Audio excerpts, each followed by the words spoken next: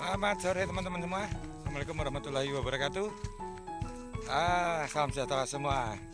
Terima kasih sudah yang rajin menyimak channel saya. Walaupun dengan wajah yang pas-pasan, ternyata masih banyak juga yang mau menyimak video saya. Teman-teman sekalian, hari ini kita kebetulan masih ada di kebun Segedong. Sekalian kita bisa menyimak banyak hal, dari banyak hal di sini. Kebetulan hari ini kita lihat itu ada yang tanaman, akan kita bandingkan bagaimana sih kelemahan kelebihannya tanaman yang dari sambung ya. Jadi kalau kita menanam dari sambung atau okulasi, grafting itu kan sambung bahasa kerennya, bukan stek ya. Stek itu kayak jangkok. Jadi selama ini banyak salah kaprah. Jadi perbedaannya pertumbuhannya bagaimana sih tanaman yang sambung dengan okulasi, sambung okulasi ya, kita bandingkan dengan tanaman yang dari cangkok. Nah, seperti itu ya, mumpung di sini jadi kita bisa lihat langsung, karena dulu saya nanam ada yang sambung ada yang okulasi. Oke, biar gak enak ya kan, kita lihat langsung ke tanamannya aja. Oke, sebagai pembanding, nah ini kok warnanya kalau di video kelihatan aja agak coklat, padahal enggak ya, enggak separah itu.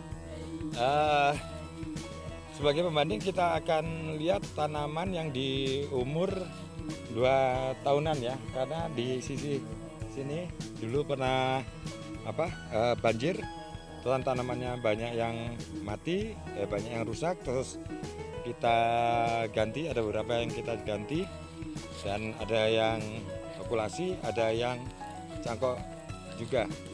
Jadi kita pastikan umurnya ini untuk pembandingnya sama. Jadi yang di depan ini ada umur yang 8 tahunan, kalau yang bagian depan-depan sana tadi yang kemarin kita upload videonya, besok apa kemarin saya upload, malah yang duluan aja nanti. Jadi dengan judul Jambu Kristal Tertua di Kalbar, umur 8 tahun, nanti judulnya itu cari aja, tergantung mood saya mau saya upload kapan. Jadi ini teman-teman tanaman yang hasil dari okulasi. Kalau kita lihat, kalau pertumbuhannya sih sebenarnya dengan cangkok untuk kerimbunannya hampir sama saja. Kita lihat sendiri okulasi, bagaimana membedakannya. Jadi ini salah satu kelemahan tanaman yang kita tanam dari okulasi. Kita lihat ini daunnya bukan jambu kristal, tapi dari batang bawahnya. Berbeda kan ini yang asli jambu kristal, daunnya bulat kan, daunnya bulat, tapi tipenya agak merah nih. Kita bandingkan dengan ini yang dari biji. Jadi ini batang bawahnya kan biji, kalau okulasi atau grafting sambung lah, bawahnya biji.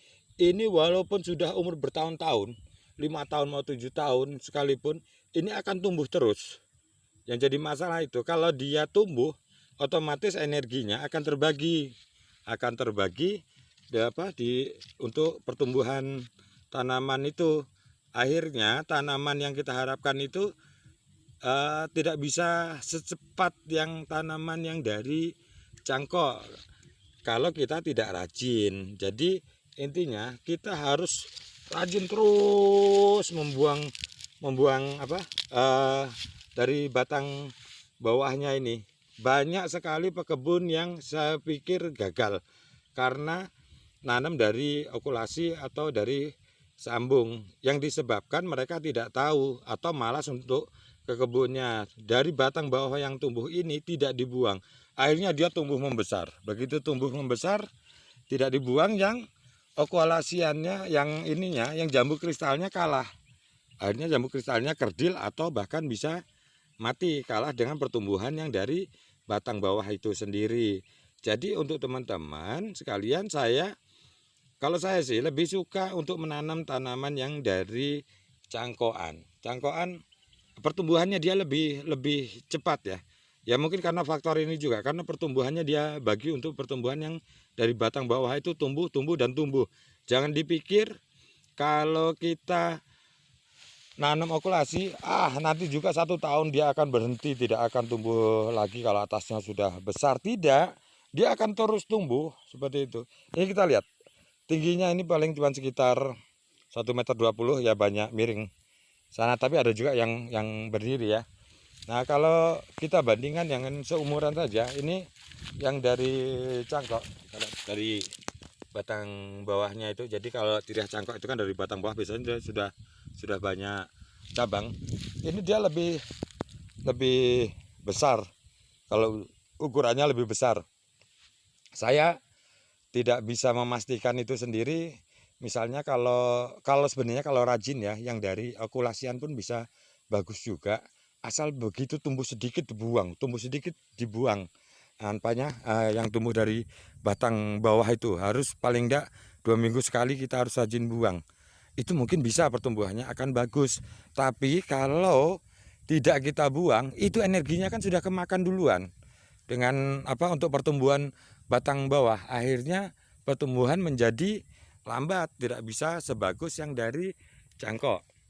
Ada lagi pertanyaannya, kalau untuk di tanah gambut atau untuk tanah gambut dengan tanah keras itu sudah saya perhatikan, tanaman jambu kristal ini tidak jambu kristal. Jadi walaupun dia dari cangkokan, dia tetap tidak artinya risiko rebahnya ya. Risiko rebahnya dengan yang cangkokan sama saja ternyata.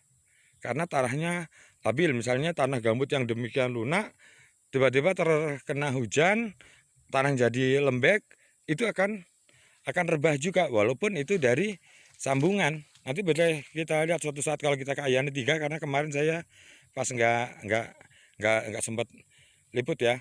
Nah, ini kita lihat sendiri. Ini yang sudah umur lama, ini mungkin 5 tahunan ini yang di sini nih. Nih. Jadi dari batang bawahnya dia terus tumbuh walaupun sudah lama.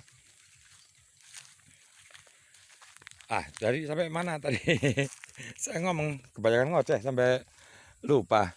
Jadi walaupun di tanah gambut, akhirnya sekarang saya nanam untuk nanamnya tetap dari cangkokan, tidak dari okulasian lagi. Karena risikonya saya perhatikan kok ya sama saja, walaupun dia yang dari okulasian, teorinya itu akar tunjangnya dia akan jauh ke bawah. Mungkin alasannya akan saya teliti lebih lanjut, nanti boleh kita bahas. Ini masih separuh pengamatan saya kenapa hasil okulasi dia tetap rebah di tanah gambut walaupun bukan dari cangkok, artinya punya risiko yang sama. Jadi teman-teman, itu tadi bahasan kita hari ini.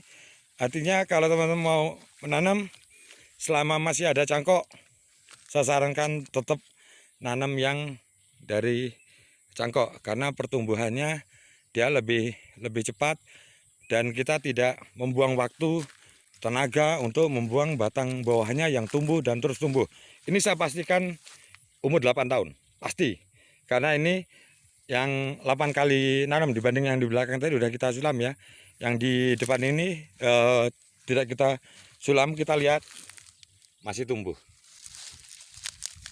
Nah, ini masih tumbuh batang bawahnya.